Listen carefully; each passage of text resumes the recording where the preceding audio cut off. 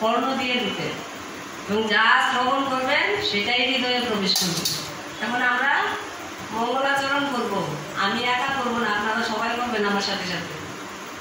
এটা হচ্ছে একটু মানে খাটনি, পারবেন তো করতে? সবাই করবেন? সবাই অনুমতি দিলে আমি সবাইকে করাবো না, আমি একা একা করে চলে যাবো। আমি করবো?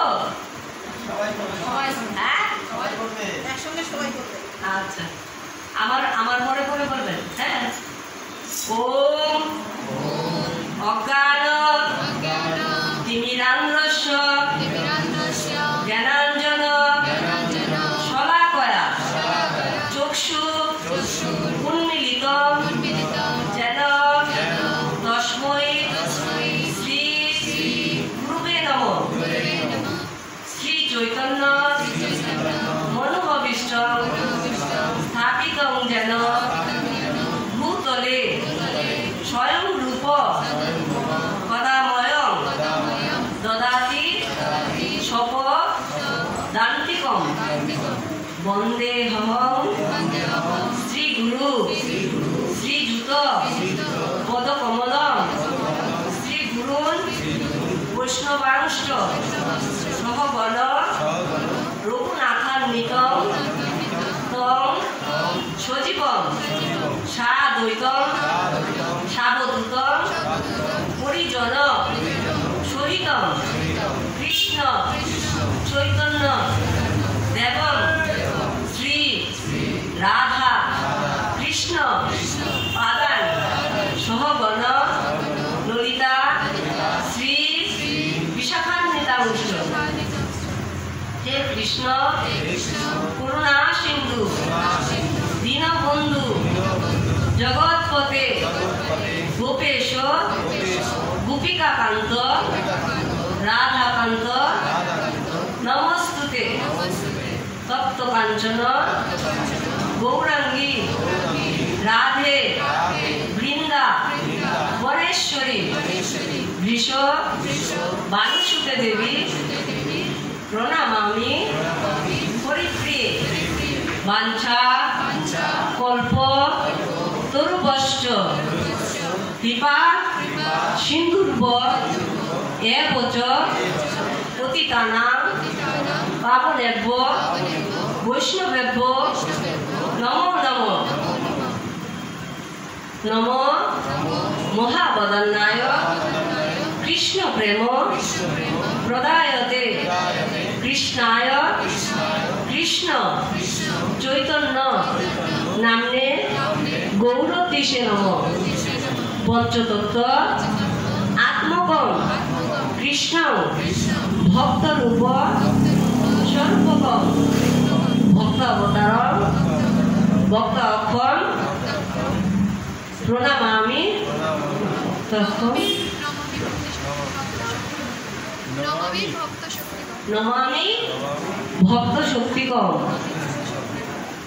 নীলাচল নিবাসায় নিত্যায় পরমাত্মনে বলভদ্র সুভদ্রভাং জগন্নাথায় তে নমঃ। ওম বৃন্দায় তুলসী দেবৈ প্রিয়ায় কেশবষ্টস্য বিষ্ণু ভক্তি পদে দেবী সপ্তপত্রী নমো নমঃ।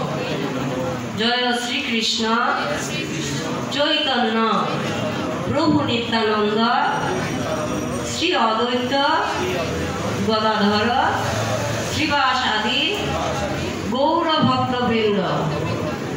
এবার হাত তুলে তিনবার বলবো আমরা।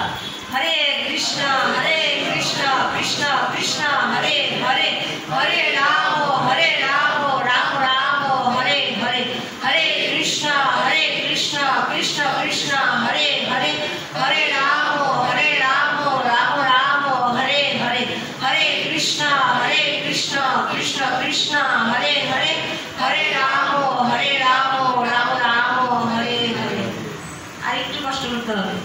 নমঃ ওম বিষ্ণুপাদায় কৃষ্ণ পৃষ্ঠায় ভূতলে শ্রীমতে ভক্তি বেদান্ত স্বামিনীতে নামিনে নমস্তে সারস্বতে দেবে গৌরবাণী প্রচারিণে নির্বিশেষ শূন্যবাদী পাশ্চাত্য দেশ তারিণে নম ওম বিষ্ণুপাদায় কৃষ্ণপৃষ্ঠায় ভূতলে শ্রীমতে জয় পতাকা স্বামিনীতি নামিনে নম আচার্যপদায় নিতাই কৃপা প্রদায়িনে গৌরকথা ধামকায় নগর গ্রাম তারিণে।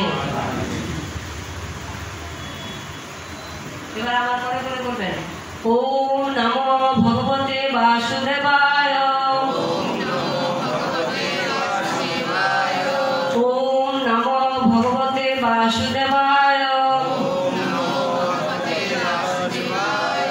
ওম নমো ভগবতে বাসুদেবায়।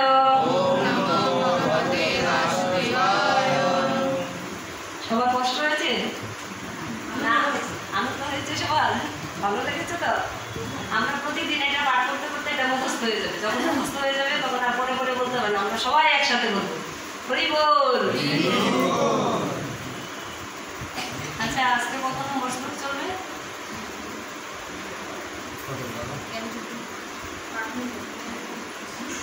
12 নম্বর না 13 নম্বর?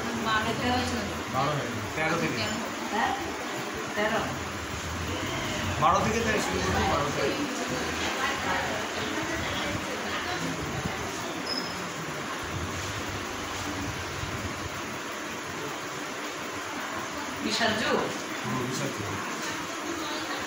বিষাদ কথাটা মানে কি সবাই জানেন?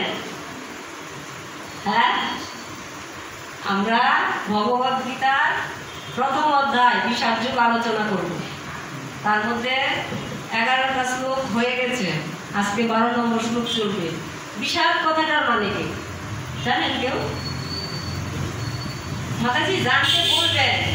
ভগবানের কাছে এসে মুখটা বন্ধ করে রাখলে চলবে না, মুখটা খুলতে হবে। কারণ ভগবান, আমরা সারাদিন কত অজস্র কথা সবার সাথে বলি, কিন্তু ভগবানের সাথে আমরা কেউ কথা বলি না। বলি যে আমাদের পরম বন্ধু, যে জন্ম থেকে মৃত্যু পর্যন্ত আমার সঙ্গ ছাড়ে না, আমি সঙ্গটা ছেড়ে দিই, কিন্তু ভগবান আমার সঙ্গ ছাড়ে না। ভগবান আমার সাথে সব সময় থাকে, যে তুমি ভুলে গেলেও আমি তোমাকে ভুলবো না। ভগবান এই কথাটা বলেন। তাই কি করতে হবে? ভগবানের সাথে কথা বলতে হবে। আমার স্বামীর সাথে আমি কথা বলি, জগৎ স্বামীর সাথে কয়জন কথা বলি বলেন? কেউ বলি না। কারণ যে স্বামী আমাকে জন্ম থেকে মৃত্যু পর্যন্ত ছাড়ে না, তার সাথে আমি কথা বলি না। আর সব আত্মীয় স্বজনদের সাথে কথা বলি, তাদের দুঃখে আমি দুঃখী হই, তাদের আনন্দে আনন্দিত হই। কিন্তু যে জগৎ স্বামী আমার দুঃখে দুঃখ পায়, আমার আনন্দে আনন্দ পায়, আমি তার সম্পর্কে এক বিন্দুও জানতে চাই না। সেটা কি আমাদের উচিত? যখন এই আমার শরীর থেকে, এই যে আমি আজকে এখানে বসে আছি, এই আমার শরীর থেকে যখন আত্মা নামক জিনিসটা চলে যাবে, তখন আমাকে কিন্তু কেউ ছুঁলেই বলবে কি স্নান করে আসো। কেন? এটা আমি নই, মৃতদেহ। আমার প্রিয় স্বামী আমাকে আগে কত বলতো যে আমি খুব তোমাকে ভালোবাসি, আমার ছেলে, মা, তোমাকে ছাড়া আমার এক মুহূর্ত চলে না, তুমি রান্না না করলে আমার খেতে ইচ্ছা করে না। আর যখন আত্মা নামক এই বন্ধুটা আমার থেকে বেরিয়ে যাবে, তখন কিন্তু আমার পুত্রই নিয়ে আমাকে কি মুখাগ্নি করবে, তাই তো? স্বামী বলবে তাড়াতাড়ি মুখ রাখো, নয়তো পচা গন্ধ বেরোবে। এই সুন্দর দেহটা থেকে কি বেরোবে? পচা গন্ধ। সেই আমিটাকে আমরা ভুলে গিয়ে কি এই একটা জনজাগতিক সংসার তৈরি করেছি। কি সেই সংসারটার বয়স কত জানেন? এই নাটকের মঞ্চের বয়স কত? আমাদের পরিচয়ের মানুষের 100 বছর। তার মধ্যে আমরা 100 বছর কিন্তু কেউ পাচ্ছি না। পাচ্ছি? 50 পেরোলেই আমাকে ডাকে, আয় এবার তো যাওয়ার সময় হয়ে গেছে। চুল পাকতে শুরু করে, দাঁত উঠতে শুরু করে, গাল বাঁধতে শুরু করে, চামড়া কুচকাতে শুরু করে, সব কিছুই হয়, তাই না? কিন্তু সেই পাখিটার সাথে আমাদের কথা বলতে হবে।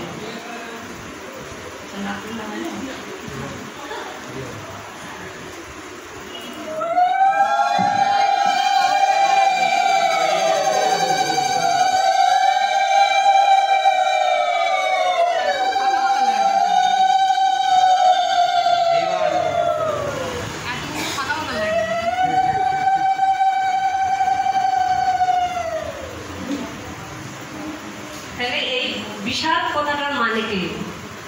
বিষাদ মানে যন্ত্রণা। যে যন্ত্রণা আমরা সারাক্ষণ জন্ম থেকে মৃত্যু পর্যন্ত এই যন্ত্রণা আমরা ভোগ করি। কি জ্বালা? জ্বালা ছাড়া কেউ আছে কারোর সংসারে? কেউ বলতে পারবে যে আমার ঘরে অশান্তি নেই? একজন কেউ হাত তুলে এখানে বলতে পারবে যে আমার ঘরে অশান্তি নেই? আছে কি সবার ঘরে? উত্তর দিবেন, না হলে কিন্তু আমাদের ক্লাস দিয়ে ভালো লাগবে না। আছে মাতাজিরা? যন্ত্রণা কি আছে সবার লাইফে? খাওয়ার চিন্তা, পড়ার চিন্তা, থাকার চিন্তা, ছেলে কি করবে, মেয়ে কি করবে, মেয়ে বিয়ে হলো কিনা, ছেলে বিয়ে দিলাম কিনা, আবার নাতি হলো, নাতি সুস্থ আছে তো, সেই নিয়ে স্কুলে যেতে হবে। এই বিভিন্ন জ্বালা যন্ত্রণা কিন্তু আমাদেরকে মেরে খাচ্ছে। তার মধ্যে আবার আছে কি প্রাকৃতিক দুর্যোগ। শীতের দিনে খুব শীত পড়ে, গরমের দিনে খুব গরম লাগে, বর্ষার দিনে এত বৃষ্টি হয় যে বাইরে বেরোতে পারি না। মানে যন্ত্রণা কিন্তু। আর তার মধ্যে আবার আপনি সহজ সরলভাবে আপনার লাইফ লিড করবেন, তখন কি করবে? পাশের মানুষ এসে এই করবে, মানে সহজে চলছেন আপনি কিন্তু কাউকে পূজা দিচ্ছেন না। দেখ কিরকম অহংকারী, কারোর সাথে কথা বলে না, আপনি ওর সাথে থাকেন না, পাশে থাকেন না, ওর কিছু খান না এবং ওকে কিছু দেন না, ওর কাছে কিছু নেন না, তারপরেও আপনার বিরুদ্ধে একটা মন্তব্য করে দিবে। এটা হচ্ছে পারিপার্শ্বিক যন্ত্রণা। কুকুর বিড়ালে কামড়াবে, সাপ কামড়াবে, তাই তো? কেউ কিন্তু যন্ত্রণা ছাড়া নেই। কেউ তিলক কাটো, কেউ না কাটো, কেউ বক্ত হোক বা অবক্ত থাকুক, সবার লাইফে যন্ত্রণা আছে। যন্ত্রণা নাই বললে কেউ নেই। তাই ভগবান এই প্রথম অধ্যায়ের যুগটার নাম কি দিয়েছে? বিষাদ যুগ। কি? যন্ত্রণা। এই যন্ত্রণা থেকে মুক্তি পেতে হলে কার শরণাপন্ন হতে হবে? যে আমার সাথে জন্ম থেকে মৃত্যু পর্যন্ত আছে। কে? পরমেশ্বর ভগবান শ্রীকৃষ্ণ। তাকে স্মরণ করতে হবে। তাকে আমরা কিভাবে স্মরণ করব? হরে কৃষ্ণ হরে কৃষ্ণ কৃষ্ণ কৃষ্ণ হরে হরে, হরে রাম রাম রাম হরে হরে। ঠিক এইভাবে উচ্চারণ করে আমাদেরকে স্মরণ করতে হবে। আর কোনো উপায় নাই। আমি মুখ দিয়ে বলবো, কান দিয়ে শুনবো, এটা হচ্ছে আমার কাজ। আবার বলুন তো মাতাজিরা, হরে কৃষ্ণ কৃষ্ণ কৃষ্ণ হরে হরে, হরে রাম রাম রাম হরে হরে। এটা কি খুব কঠিন কাজ? হ্যাঁ, কোনো কঠিন কাজ না। এটা বললে কি হবে? আমার আত্মা, লোকে বলে না যে আত্মা খেতে চায়, কি করবো? আত্মা খেতে চায় না, মন খেতে চায়, দুষ্ট মনটা খেতে চায়। আত্মার খাবার হচ্ছে কি? হরে কৃষ্ণ কৃষ্ণ কৃষ্ণ হরে হরে, হরে রাম রাম রাম হরে হরে। এটা হচ্ছে আত্মার খাবার। বুঝাতে পারছি? সবাই বুঝতে পারছেন আমার কথা? তাই এই মহামন্ত্র হচ্ছে আত্মার খাবার। আর কলিযুগের ধর্মই হচ্ছে এটা। আর কোনো উপায় নেই। আপনি যতই ইসে করুন, মানে 100%-এর মধ্যে 99% এই হরে কৃষ্ণ মহামন্ত্রে পাওয়া। আর বাকি সব কিছু আছে, যে পূজা করি, অর্চনা করি, কীর্তন করি, এই করি সেই করি, সব 1% আসে সব দিক থেকে। আর এই হরে কৃষ্ণ মহামন্ত্র জপ করলে কি হবে?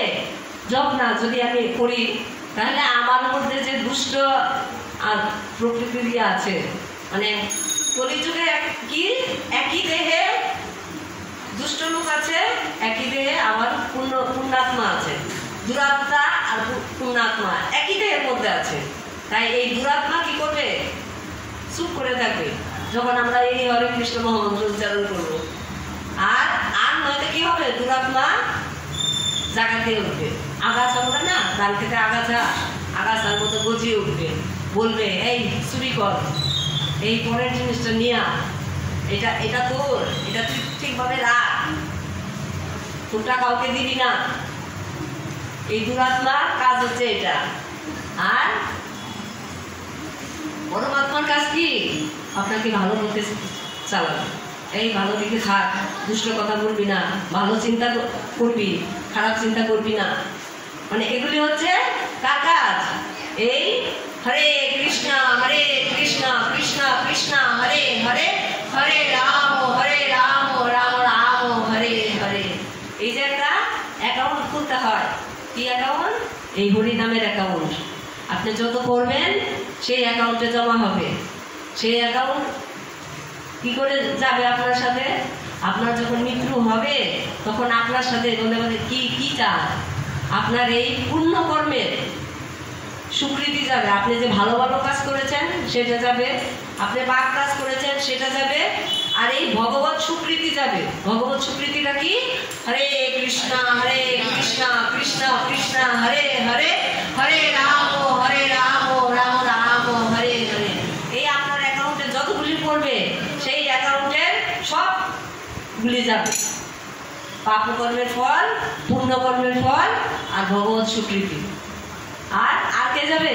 সূক্ষ্ম দেহ, মন বুদ্ধি অহংকার, এই তিনটা যাবে। কারণ আমার এই দেহটা শেষ হলে কিন্তু এখানেই শেষ না। আমাকে আমি পাপ করি, পাপের ফলটা ভোগ করবো, পুণ্য করি, পুণ্যের ফলটা ভোগ করবো, তারপরে আমাকে আবার জন্মগ্রহণ করতে হবে। কি? মৃত্যুর সময় আমি যেই বাসনা নিয়ে মরবো, যদি আমি নাতির কথা চিন্তা করি তাহলে নাতি হবো, কুকুরের চিন্তা করলে আমি কুকুর হবো। কারণ ভরত মহারাজ এই কি আছে যে এই ভারতবর্ষের, অখণ্ড ভারতবর্ষের মালিক ভরত মহারাজ, তিনিও কিন্তু হরিণ হয়ে জন্মগ্রহণ করেছিলেন। সব কিছু ছেড়ে দিয়ে উনি বনে গেছিলেন কি করতে? সাধন ভজন করতে। ওইখানে একদিন দেখে সাধন ভজন করার সময় এক হরিণ শাবক, মা হরিণ বাঘের তারা খেয়ে মানে নদী পার হচ্ছিল। ওই সময় নদীতেই হরিণ মায়ের প্রসব হয়ে যায়। তখন এই ভরত মহারাজ দেখতে পায় কি যে হরিণ শাবকটা ছোট, ওকে তুলে নিয়ে আসে। মা মরে গেল, সেই হরিণ শাবক কি খাবে, কখন কি করবে, ও সাধন ভজন সব বাদ দিয়ে খালি হরিণের চিন্তা। আর এদিকে এই করতে করতে হরিণকে পালতে পালতে হরিণের প্রতি এত আসক্ত হয়ে গেছে, কারণ সংসারের আসক্তি বাদ দেওয়ার জন্য সে বনে গেছে। কি করার জন্য? সাধন ভজন করার জন্য। এখানে এসে হরিণের প্রতি আসক্ত হয়ে গেছে। আর যখন মৃত্যুর টাইম এসছে তখনও সে চিন্তা করছিল, আরে হরিণটা জানি কোথায় আছে, ওকে না জানি আবার কে খেয়ে ফেলে, হরিণটা কোথায়, কিভাবে আছে, এখনো আসছে না বলে এই সময় ওর মরে গেল। কারণ হরিণের চিন্তা করতে করতে মরে গেছে, তারপর আমার হরিণ হয়ে জন্মগ্রহণ করেছে। এই যে আমরা এই হরে কৃষ্ণ মহামন্ত্র জপ করি, কেন জপ করি? যাতে মৃত্যুর সময় আমার মুখ দিয়ে সেই দিব্য নাম হরে কৃষ্ণ মহামন্ত্র আসে। কি? হরে কৃষ্ণ কৃষ্ণ কৃষ্ণ হরে হরে, হরে রাম রাম রাম হরে হরে। এই দিব্য নামটা আসার জন্য আমরা সারা বছর কি করি? এই অভ্যাস করি, এই মালায় ধরে এটা অভ্যাস করি। এই মালায় কটা গুটি আছে? 108টা গুটি আছে। কারণ এই মালাটা ধরলে কি হবে? 108 বার আমার বলা হবে। শুধু এই কারণে আমাদের এই মালাটা ধরা। কারণ এই মালাটা যদি না থাকে তাহলে আমি সেই 108 বার করবো না। আমি করছি, এক সময় এক বন্ধু এসে জিজ্ঞেস করলো, কি আপনি কেমন আছেন? ওই বন্ধুর সাথে গল্প করতে করতে সেই বিপদের কথা ভুলিয়ে গেল। যদি মালাটা হাতে থাকে তাহলে কি হবে? ওই বন্ধুর সাথে গল্পটা শেষ করে আমি আবার মালায় ধরব। এর জন্য এই জপের মালা ধরা, আর কিছু না। আর সেই অভ্যাসটা কেন? যাতে মৃত্যুর সময় আমার মুখ দিয়ে সেই দিব্য নাম হরে কৃষ্ণ মহামন্ত্র আসে। হরে কৃষ্ণ কৃষ্ণ কৃষ্ণ হরে হরে, হরে রাম রাম রাম হরে হরে।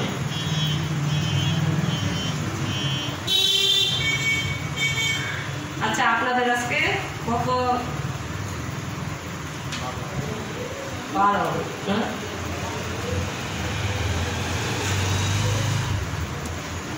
আচ্ছা, গীতার প্রথম অধ্যায় বিষাদ যুগ 12 নম্বর শ্লোক আজকে চলবে। আমার পরে পরে বলবেন সবাই। তস্য সঞ্জনয়ন হর্ষ পুরু বৃদ্ধ পিতামহ সিংহনাদং বিনোদষ্টৈ শঙ্খং দদ্মু প্রতাপবান। আবার তস্য সঞ্জনয়ন হর্ষং কুরু বৃদ্ধ পিতামহ সিংহনাদং বিনোদষ্টৈ শঙ্খং দদ্মু প্রতাপবান। একটু সুর দিয়ে বলতে পারবেন আমার পরে পরে? একটু চেষ্টা করবেন। হ্যাঁ, চেষ্টা করলে মানুষ পারে না এরকম হয় না, সব পারে। চেষ্টা না করলেই সব শেষ। তস্য সঞ্জনয়ন হর্ষং গুরু বৃদ্ধ পিতামহ সিংহনাদং বিনোদষ্টৈ শঙ্খং দদ্মু প্রতাপবান। তস্য সঞ্জনয়ং হর্ষং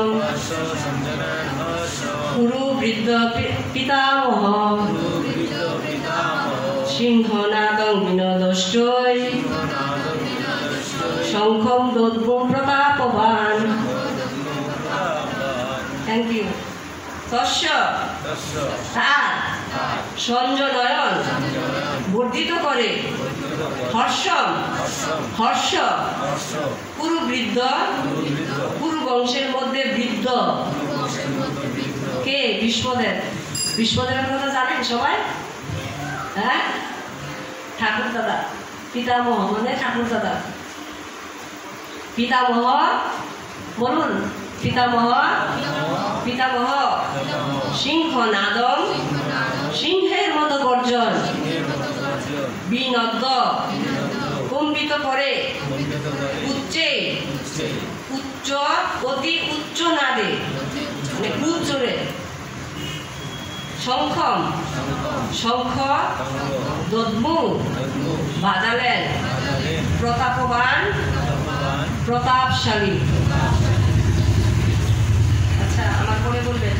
তখন কুরু বংশের বৃদ্ধ পিতামহ ভীষ্ম দুর্যোধনের হর্ষ উৎপাদন করার জন্য সিংহের গর্জনের মতো অতি উচ্চ নাদে তার শঙ্খ বাজালেন।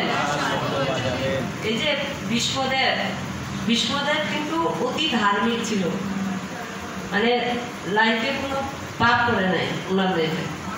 কারণ পিতার ইচ্ছা পূরণ করার জন্য উনি আজীবন ব্রহ্মচারীর মানে স্ব ইচ্ছায় বরণ করেছেন। তাই পিতা তাকে কি দিয়েছে? আমৃত্যু, মানে তোমার মৃত্যু হবে না। যদি তুমি চাও তখন তোমার মৃত্যু হবে, এছাড়া তোমার মৃত্যু হবে না। ইচ্ছা মৃত্যুর বর দিয়েছিল পিতা, বুঝতে পারছেন?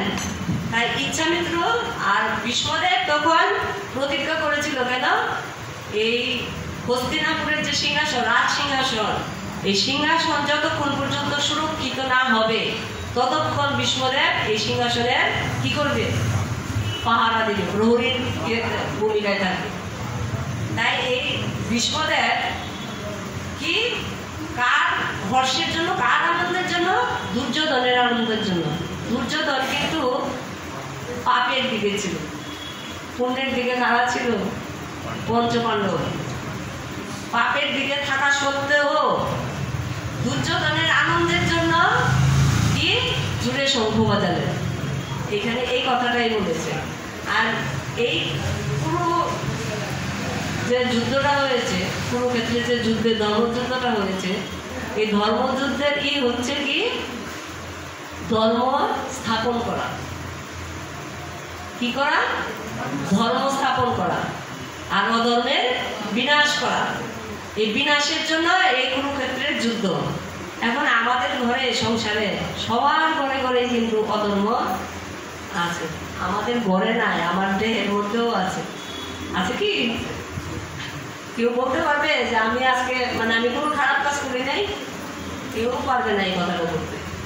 আমার দ্বারা কোনো না কোনোভাবে খারাপ কাজ হয়েই যায়। সকালবেলা ঘুম থেকে উঠে যখন আমি ঘর ঝাড়ু দেই তখন কত পোকামাকড় আমার দ্বারা নিহত হয়। আমি যখন পায়ে হাঁটি কত পোকামাকড় মারিয়ে আমি চলে যাই। রান্নাঘরে যখন বাটনা বাটি তখনও কত পোকামাকড় মরে যায়। জল খাওয়ার সময় জলের ফিল্টার থেকে যখন কি করি ওইখানেও পোকা থাকে। মানে আমার দ্বারা অনেক পাপ হয়। সেই পাপ বিদায় করার একটাই রাস্তা কি? তুলসী পরিক্রমা করা। পঞ্চশূল পাপ হয় আমাদের। এই পঞ্চশূল পাপে কি হয়? আমাদের সর্বনাশ হয়। এই সর্বনাশ থেকে উপায়ের একটাই রাস্তা, সেটা কি? তুলসী দেবীকে 4 বার প্রদক্ষিণ করা। বুঝা গেল? কারণ আমরা ইচ্ছা না থাকা সত্ত্বেও আমাদের দ্বারা পাপ হয়ে যায়।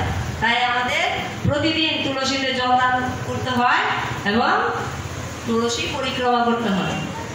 এই পাপের একটাই রাস্তা। আমার দ্বারা যে পাপ, অজান্তে যে পাপ হচ্ছে, সেই পাপ থেকে মুক্ত হওয়ার জন্য কি করতে হবে? আমাকে তুলসীতে জল দান করতে হবে এবং তুলসী পরিক্রমা করতে হবে 4 বার। করলে আমার যে প্রতিদিনের যে পাপ হয় সেই পাপ থেকে আমি নিস্তার পাবো। অন্য পাপের কথা বলে ছেড়েই দিলাম, কিন্তু আমার অজান্তে আমি পাপ করি। আমার অজান্তের পাপগুলি কি হবে? তুলসী পরিক্রমা করলে এগুলি সব মোচন হয়ে যাবে। আচ্ছা, এখানে তাৎপর্যে আমাদের প্রভুপাদ বলেছেন, কুরু রাজবংশের পিতামহ দুর্যোধনের হৃদয়ের ভাব বুঝতে পেরে তার প্রতি স্বাভাবিক করুণাবশত সিংহের মতো উচ্চ নাদে শঙ্খ বাজিয়ে তাকে উল্লসিত করার চেষ্টা করলেন। পরোক্ষভাবে শঙ্খধ্বনির মাধ্যমে তিনি তার হতাশাচ্ছন্ন পৌত্র দুর্যোধনকে জানিয়ে দিলেন যে এই যুদ্ধে জয়লাভ করার কোনো আশাই তার নেই। কার নেই? দুর্যোধনের। কারণ ভগবান শ্রীকৃষ্ণ ছিলেন তার বিপক্ষে, কিন্তু তবু যুদ্ধ করাই ছিল তার কর্তব্য এবং এই ব্যাপারে তিনি কোনো রকম অবহেলা করতে চাননি। কেন দুর্যোধনের পক্ষে ছিলেন? কারণ তখন রাজ সিংহাসনের ভার কার উপরে ছিল? ধৃতরাষ্ট্রের উপরে, দুর্যোধনের বাবার উপরে। তাই সিংহাসনের মানে একটা প্রতিজ্ঞা করেছিল না যে এই সিংহাসনের রক্ষা আমি করব, যে রাজা থাকবে তার পক্ষেই তাকে থাকতে হবে, সে পাপের দিকে হোক আর পুণ্যের দিকে হোক। তাই দুর্যোধনের পক্ষে ভীষ্মকে কি করতে হয়েছে? মানে ধর্ম আচরণ করা সত্ত্বেও পাপের দিকে তাকে যুদ্ধ করতে হয়েছিল। আর সেই আনন্দটা কাকে দেওয়ার জন্য এই শঙ্খটা বাজালেন? দুর্যোধন যাতে আনন্দিত হয়। কারণ দুর্যোধন জানতো কি এই ভীষ্মদেব পাণ্ডবদেরকে মানে এই যুধিষ্ঠির, অর্জুন, ভীম, নকুল সহদেব এই 5 জনকে খুব ভালোবাসে।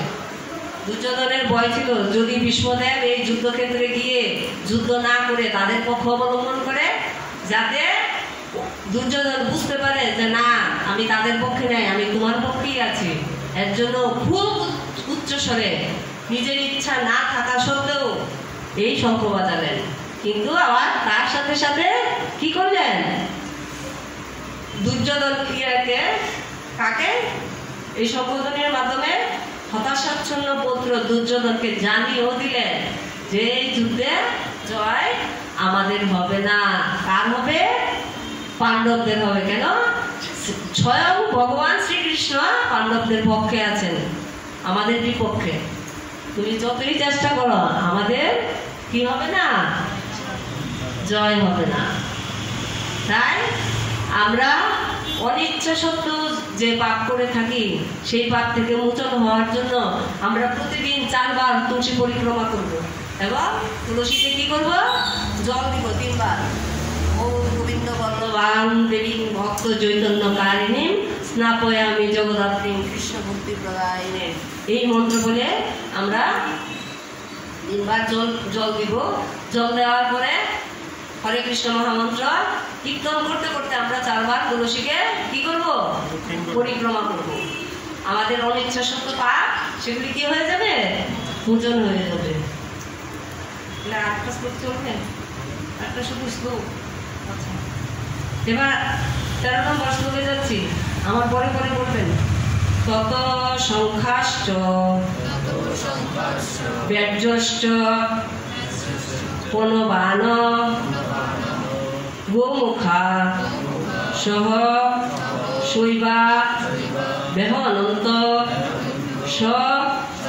শব্দস্থ মূলঃ ভবৎ তত সংখ্যাশ্চ ব্যাজ্যশ্চ পনবানক গোমুখা সহ শৈবা দেহ অনন্ত শব্দস্তু মূলঃ ভবৎ। এবার একটু সুর দিয়ে বলবেন। তত সংখ্যাশ্চ ব্যাজ্যশ্চ পনবানক গোমুখা সহ শৈবা দেহ অনন্ত শব্দস্তু মূলঃ তত সংখ্যাশ্চ ব্যাজ্যশ্চ পনবানক গোমুখা সহ শৈব দেহ অনন্ত শব্দস্তু মূলঃ ভবৎ। এবার আমরা শব্দার্থ বলবো। তত তারপর সংখ্যা শঙ্খ সমূহ চ ও ব্যাজ্য বেরি সমূহ চ এবং পনবানক পনক ও আনক ঢোল ঢাক গোমুখা সিংহা সহসা হঠাৎ এবং অবশ্যই অব্যহনন্ত একসঙ্গে বাজাতে লাগলো। সেই শব্দ মিলিত শব্দ তুমুল তুমুল অববৎ হয়েছিল। আমার পরে পরে বলবেন আবার।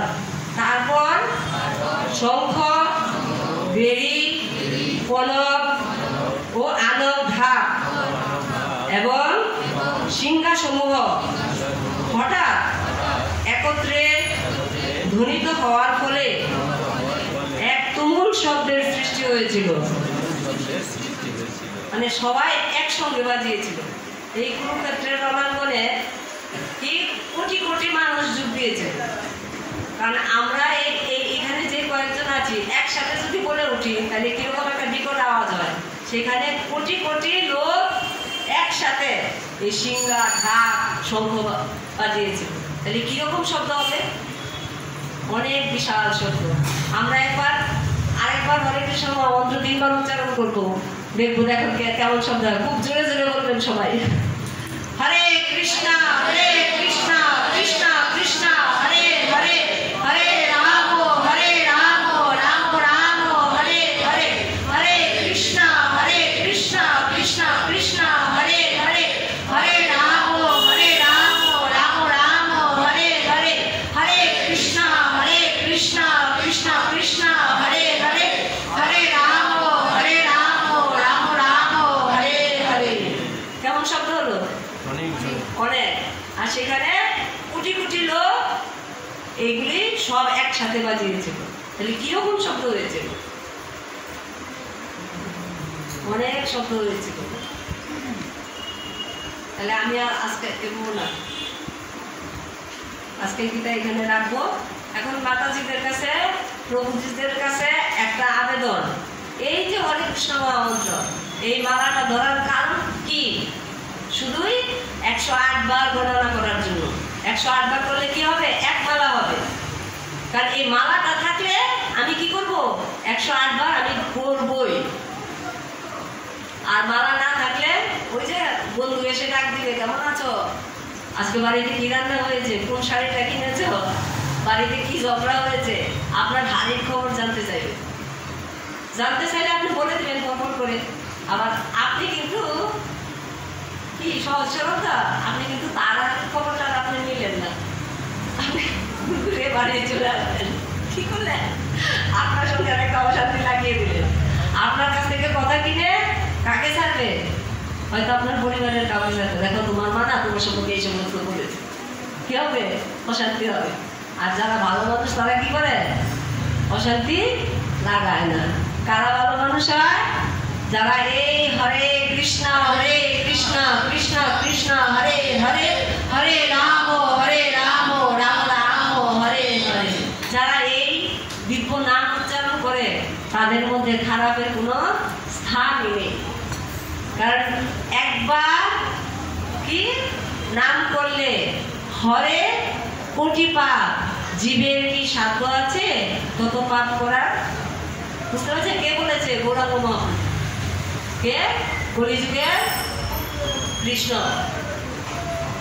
গৌর নিতাই নাচে নিতাই, গানগুলি ভুলে গেছি, অনেকদিন ধরে ক্লাস দিই না, তো মানে আমার আরেকটু চর্চার দরকার। আমি জানি না, অনেক ভুল কথা বলেছি আপনাদের মাঝখানে, হয়তো ব্যথাও দিয়েছি। এত মানে বয়স্ক লোক আমার সামনে বসে আছে, আমি এই পেশার সাথে বসে আছি, মানে আমারই লজ্জা লাগছে। আমার শিক্ষা গ্রহণ করা উচিত আপনাদের কাছ থেকে। আমি কি শিখাবো? আপনাদের অভিজ্ঞতা আমার চেয়ে অনেক অনেক বেশি, অনেক দিন আমার থেকে এই জগৎ দেখেছেন। অভিজ্ঞতা, জগতের অভিজ্ঞতা আপনারা যে আমার থেকে অনেক বেশি। তাই আপনাদের কাছ থেকে আমার শিক্ষা গ্রহণ করা উচিত। একদিন আপনাদেরকে একে একে এখানে বসাবো, আমাকে কিছু শিখাতে পারেন।